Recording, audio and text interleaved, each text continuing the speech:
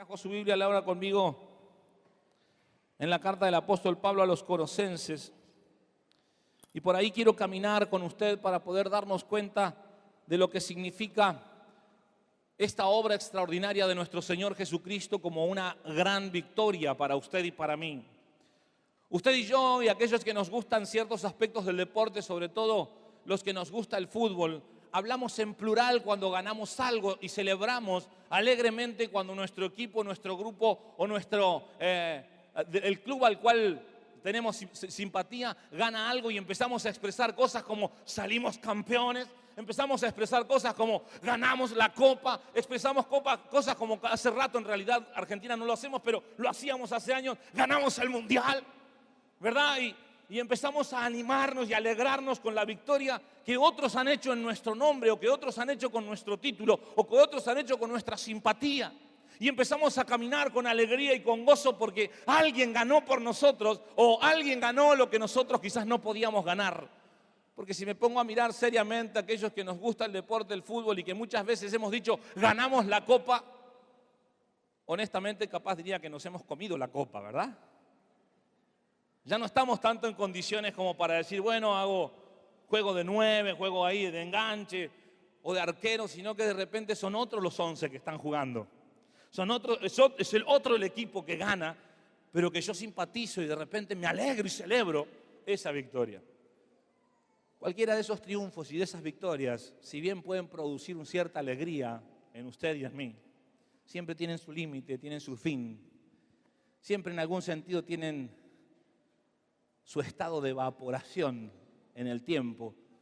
Pero ¿y qué de aquellas victorias que a veces usted y yo no reconocemos y no vivimos y a veces hasta no nos alegramos, que tiene connotaciones eternas? ¿Qué de aquella victoria que el mismo Dios nos invita a celebrar y a alegrar y a caminar en ella, que tiene connotaciones eternas? En esta noche yo quiero hablarle de la más grande victoria de la historia de los siglos. La más grande victoria la cual usted y yo podamos celebrar. La más grande victoria que usted y yo podamos alegrarnos, saltar y regocijarnos porque alguien la obtuvo por nosotros. Alguien hizo por nosotros. La carta del apóstol Pablo a los Colosenses habla mucho acerca de la persona de Jesucristo, ya que en aquella época habían muchas personas que querían racionalizar a Jesucristo y querían incorporarlo como algo de lo que puedo comprender o entender, entonces eso lo creo, y lo que no puedo entender o lo que no es lógico no lo creo, y empezaban a desarrollar ideas de la persona de Jesucristo y de su obra, hasta que el apóstol Pablo escribe Colosenses y a los Colosenses explicándoles la realidad de Jesucristo en su plenitud. Y en el capítulo 2, en el versículo 13 al 15, hay una declaración extraordinaria de lo que fue esta victoria de Jesucristo, de lo que fue la más grande victoria de las historias, de las victorias. El capítulo 2, versículo 13 dice lo siguiente: y a vosotros, estando muertos en pecado y en la incircuncisión de vuestra carne, os dio vida juntamente con él, perdonándoos todos los pecados, anulando el acta de los decretos que había contra nosotros, que nos era contraria, quitándola de en medio y clavándola en la cruz, y despojando a los principados y a las potestades, los exhibió públicamente, triunfando sobre ellos en la cruz. Aleluya. Denle un aplauso a la palabra de Dios, por favor. Luego caminamos por ella. Hay una victoria única y extraordinaria que Jesucristo hizo a su favor, a favor suyo y a favor mío. Nuestras victorias o las victorias que celebramos en el andar de nuestros días siempre son efímeras, siempre son circunstanciales y siempre nos alegran por un rato. Y puede ser que después, ya siendo nonos, nos alegremos en la historia de aquellos logros de nuestro club o de nuestros lugares simpatizantes, pero de repente no necesariamente tienen connotaciones eternas. ¿Qué características tiene el poder abrazar esta victoria que Jesucristo nos da? ¿Qué características podemos encontrar para poder vivir usted y yo en la plenitud de la bendición y de la celebración de esta victoria? Lo primero que yo encuentro en este pasaje es que usted y yo tenemos que tener la característica de ser conscientes de la realidad de nuestro estado. Tenemos que ser conscientes de la realidad de cuál era nuestro estado. Curiosamente, siguiendo la ilustración del comienzo en cuanto a lo que es el fútbol, yo tengo que ser consciente de cuál es la realidad de mi estado hoy. Quizás hace unos 25 años atrás a mí me gustaba mucho el deporte y tenía unos cuantos kilos menos y estaba un poquitito más formado y hasta le podría decir, como alguna vez me escuchó, que tenía una serie de ravioles aquí. Era cuestión de que yo me trabara un poco y aparecían los ravioles. Ahora no los encuentro por ningún lado. Los observo en el plato los domingos al mediodía, ¿verdad? Tengo que ser consecuente con mi estado. Tengo que ser consecuente con la realidad de que no estoy para ganar un campeonato de deporte futbolístico. El apóstol Pablo escribe en esta carta y lo primero que hace es observar o afirmar la realidad de su estado y del mío. Y usted y yo tenemos que ser conscientes de cuál era nuestro estado. La Biblia, el pasaje que leímos, comienza diciendo: y vosotros estando muertos. Parece curioso, usted dice: pero pastor, yo nunca estuve muerto, desde que vivo. No sé lo que es estar muerto. Sí, por supuesto, desde el aspecto físico, mientras que usted y yo respiremos, tenemos vida. Mientras el corazón lata, tenemos vida biológica. Pero el apóstol Pablo no hablaba de una vida biológica, sino estaba hablando de aquella relación única que un ser humano puede tener con Dios. Ser conscientes de la realidad de nuestro estado anterior es darnos cuenta que de verdad, mi querido hermano, para Dios estábamos muertos. Mi querido amigo, si vos no has abrazado el desafío de seguir a Jesucristo por la fe, la Biblia dice que vos en ese estado estás muerto. Para Dios como que no existís. Y si existís simplemente como una creación, como una criatura de Él, no con la condición de hijo. Estando muertos, ¿por qué muertos? ¿De qué manera muertos? ¿De qué manera separados de Dios? ¿De qué manera distanciados de Dios? En pecado. La palabra pecado es una palabra que quiere decir errar al blanco. Tiene que ver más que nada con los términos de caza o con términos de ejercicios de tiro, para mostrar la realidad de que no necesariamente uno puede, o mejor dicho, que uno puede pecar pegándole lejos, muy lejos, o ni siquiera dándole al blanco, o uno puede pecar pegando ahí cerquita del blanco, pero sin dar en el centro del blanco. La palabra pecado habla y grafica eso, no dar en el centro del blanco. Cuando tuve que hacer el servicio militar, hace unos cuantos años atrás, una de las cosas en las cuales anduve muy mal fue en las prácticas de tiro. Y en ese proceso yo tenía que tirarme con el fal sobre una camilla y a veces con la rodilla a tierra o cuerpo a tierra y apuntarle a un blanco que estaba a 200 metros.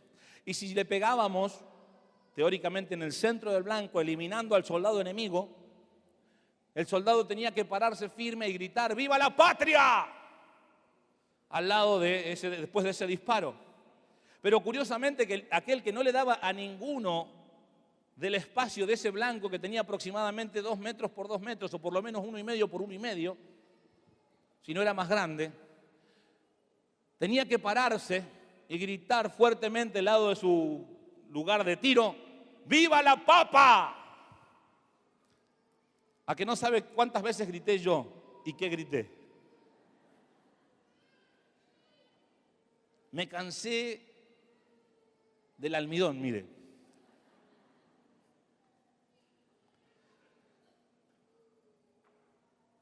Ahora la realidad es que no importaba tanto dónde o a qué distancia del centro del blanco había pegado la bala, sino que el único que gritaba viva la patria era el que había dado en el centro. La palabra pecado tiene que ver con eso, dar en el centro del blanco del propósito de la voluntad de Dios. Y a partir de ahí, todo el resto de los circulitos está fuera de ese marco. ¿Qué le quiero decir con esto? Que una simple mentira ya a usted y a mí nos hace culpables. Ya para usted y para mí somos dignos de muerte. De hecho, estábamos muertos por una pequeña mentira. También, por supuesto, estábamos muertos por ser homicidas o por tener otro tipo de pecado más lejos de lo que sería el blanco del propósito de Dios. Pero la realidad es que usted y yo, antes de conocer a Cristo, estábamos muertos para Dios, sin capacidad de poder acceder a Dios por nuestro pecado. Otra de las gráficas es que el pecado produce una separación tan grande entre Dios y el ser humano que requería justamente una obra extraordinaria para poder ejercer un puente entre el ser humano y Dios, entre Dios y el ser humano. La Biblia dice que no solamente esta muerte no solamente estábamos muertos, sino que curiosamente el apóstol Pablo también se detiene a mostrar que estábamos sin identidad. Cuando dice que estábamos muertos en pecados y en la incircuncisión de vuestra carne, lo que estaba hablando es que el pueblo elegido de Dios tenía una identidad, tenía un sello como propiedad divina. Los hebreos se circuncidaban y eso era un sello, un acuerdo entre Dios y el ser humano que mostraba la realidad que ese hombre que se circuncidó era parte del pueblo escogido de Dios. A partir de ahí todos los que no eran circuncidados estaban sin Dios en el mundo, dice la Biblia. Estaban sin un nivel de identidad. Estaban sin algo que los convocara para poder adorar al Dios verdadero. Ahora, aunque usted y yo estábamos en este estado muertos, lejos de Dios, sin identidad, sin la capacidad de tener esa ciudadanía celestial que luego nos ofrece en la persona de Jesucristo. Ese era nuestro estado. Esa era la realidad de lo que a usted y a mí nos pasaban. No importa cuántos años tengas en la iglesia, vos y yo no nos podemos olvidar nunca de cuál era nuestro estado. A veces, curiosamente, nos empezamos a acostumbrar a la gracia de Dios, que sabemos que fluye a través nuestro. Nos olvidamos de dónde nos sacó el Señor y empezamos a entrar en ciertos niveles de juicio para con otros y nos empezamos a comportar, perdóneme lo que le voy a decir, nos empezamos a comportar como el famoso hermano mayor de la parábola del hijo pródigo, donde curiosamente no podemos aceptar que Dios le provea algo a otro en bendición cuando teóricamente no me lo dio a mí, que hace años que estoy en la iglesia sirviéndole, que hace años que lo conozco, que hace años que camino con Él. Esta victoria se hace efectiva para poder celebrarla usted y yo cuando somos conscientes de cuál era nuestro estado. ¿Qué pasó en medio de este paquete? ¿Qué es lo que pasó en la realidad de este asunto de la obra extraordinaria de Cristo? Es que allí Cristo, en segundo lugar, nos dio vida. Usted y yo estábamos inertes, estábamos muertos, estábamos sin vida, pero de repente aparece la obra de Jesucristo en usted y en mí y trae vida. Trae un soplo de renuevo, trae una nueva creación en usted y en mí. Trae un nuevo caminar en usted y en mí. Trae un nuevo desafío de vida en usted y en mí. Usted acepta a Jesucristo, comienza a respirar de nuevo, se acerca a Dios y parece que el mundo cambió, que el mundo se ve diferente, que las cosas ya no están iguales. Pero la realidad es que todo el mundo sigue igual. Usted y yo fuimos transformados. Usted y yo fuimos cambiados. Usted y yo fuimos transformados en lo que Dios quería. Usted y yo teníamos una nueva vida. Tenemos una nueva vida. Él nos dio vida. Curiosamente, en términos espirituales había una factura, un acta, una boleta que nos era contraria a usted y a mí. Y esa factura, ese acta fue anulada. Mire, no lo voy a escrachar a usted, ¿verdad? Pero me voy a quemar yo solo. Más de una vez me ha pasado, no muchas gracias a Dios, pero alguna que otra vez me pasó de tener que enfrentar las famosas boletas de tránsito, ¿verdad? A veces por mal estacionamiento o por olvidarme de poner el parquímetro, como me pasó la última. Pero la realidad es que no hay escapatoria.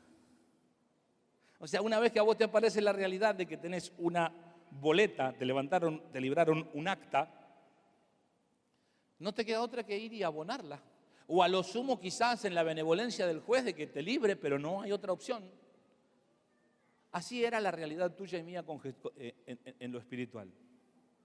Había un acta de decretos que estaban bien escritas y que nos eran contrarias. O sea, que te hacían culpable, que me hacían culpable. Cristo nos dio vida y la anuló a ese acta. Mire, este tema del acta es curioso porque en la antigüedad la gráfica de la palabra acta que Pablo está usando en este lugar era un escrito que se hacía no en papel como usted y yo hoy tenemos, sino que se hacía en ciertas hojas de ciertos árboles o en un cuero bien curtido de determinados animales. Y como la tinta de aquella época no era como la actual, que tiene ciertos químicos que hace que la tinta se adhiera al papel, simplemente por allí en algún momento determinado, y como eran muy costosos, sobre todo los papiros de cuero, el escritor, al tener que escribir algo mucho más importante de lo que había escrito antes, o al ya perder el valor, el documento que tenía, simplemente lo lavaba firmemente y el documento aparecía limpito, blanquito de vuelta, preparado para ser escrito. Esa es la gráfica que el apóstol Pablo usa cuando dice que Jesucristo anuló el acta de los decretos que te era contraria. La factura que vos tenías que pagar, la factura que yo tenía que pagar, por tus errores, por mis errores, por tus pecados y mis pecados, Jesucristo se encargó de lavarla y limpiarla, y no con agua, sino con el derramamiento de su propia sangre, para que salga expuesta tu acta libre de culpa y cargo, como que si nunca hubiese sido escrita. Así es la obra de Cristo a tu favor. Así es la obra de Cristo a tu favor. ¿De qué manera te perdonó?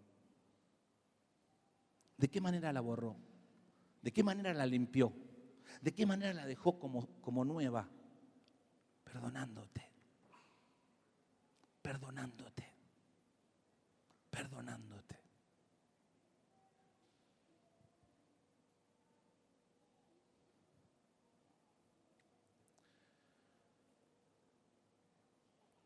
Nadie tiene la capacidad de desatar perdón sobre tu vida al nivel de un perdón eterno, como solo Dios tiene esa capacidad.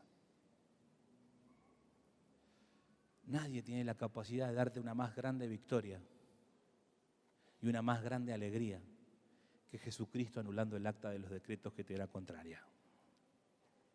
Nadie puede darte una victoria más importante y más sublime, con connotaciones eternas, que Jesucristo limpiando el acta de los decretos que te era contraria.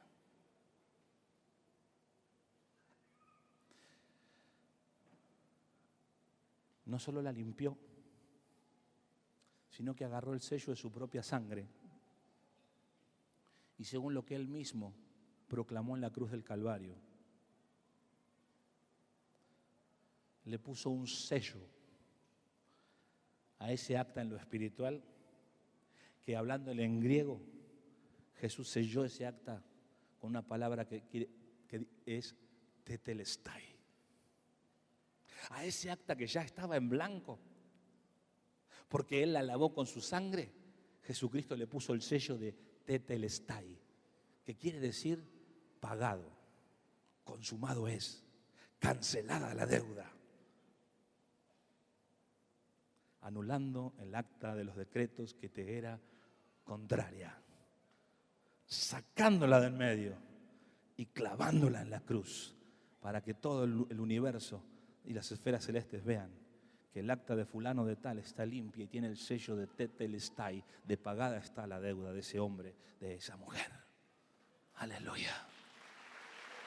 Pagada está tu deuda. Pagada está mi deuda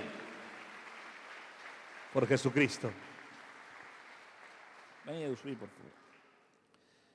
En tercer lugar, esta victoria es necesario verla en la realidad, no solo de que en la cruz fue anulada el acta de los decretos que nos era contraria, sino en la exhibición pública de un Cristo victorioso.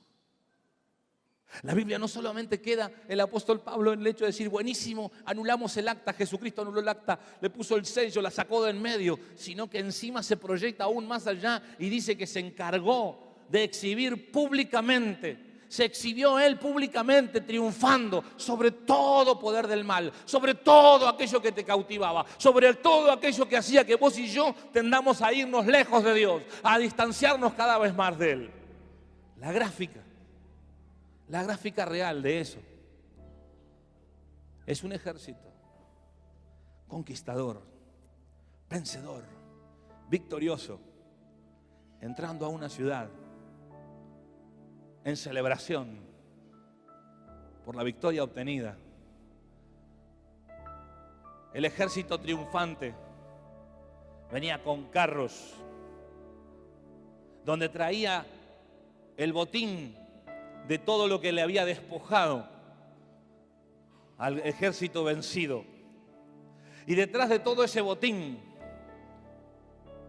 venía el ejército vencido, o los que habían quedado vivos de ese ejército vencido, humillados, derrotados, aplastados, deteriorados por el aplastante poder del vencedor.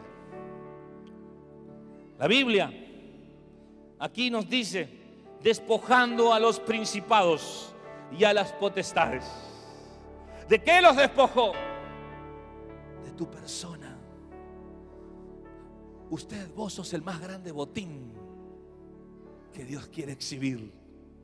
Usted y yo somos el más grande botín que Dios quiere exhibir, porque antes estabas muerto en nuestros delitos y pecados. Antes estábamos muertos, distanciados de Dios. Antes éramos esclavos de Satanás, dice otra parte de la Biblia. Antes éramos parte de lo que él manejaba y manipulaba, pero de repente ahora somos botín porque despojó, les quitó, les sacó a los principados y a las potestades el botín. Y el botín sos vos. El botín más grande que Jesucristo desea es tu propia persona, es tu vida, es tu casa, es tu hogar, es tu persona. Por eso la obra y la más grande victoria de la historia es la que vos y yo tenemos que apoderarnos, porque despojó a los principados y a las potestades, y el botín sos vos. Los exhibió públicamente, y vos y yo en ese cortejo triunfante del Cristo, del vencedor, estamos siendo parte del botín que el Cristo exhibe, mostrando a la humanidad que Él es el vencedor